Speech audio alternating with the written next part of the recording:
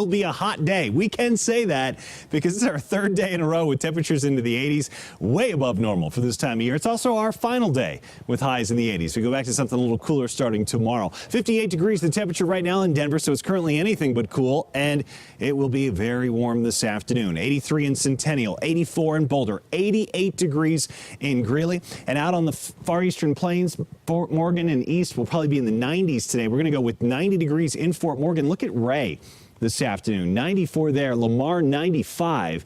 These numbers more like it for late June or early July, certainly not the middle of May. In the mountains, plan on 60s and 70s. On the western slope, we'll be back into the 80s again today, but that's going to be the end of it for our friends out west as well. Tomorrow, into the 60s out west, 70s for the most part here along the Front Range tomorrow. And by the time we get to Saturday, we'll be down into the 60s here in the metro area. So at least 20, even 30 degrees cooler by the time we get to the weekend compared to where we have been the last couple of days. You'll certainly notice the difference. You'll also notice an uptick in cloud cover today. These clouds coming from a storm system on the west coast. Showed this earlier. You can see the storm spinning right there just to the west of the San Francisco area.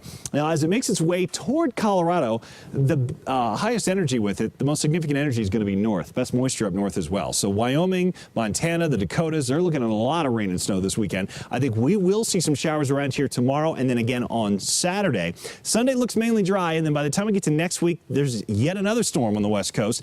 There are still a lot of questions on where that storm is going to go and in terms of its track.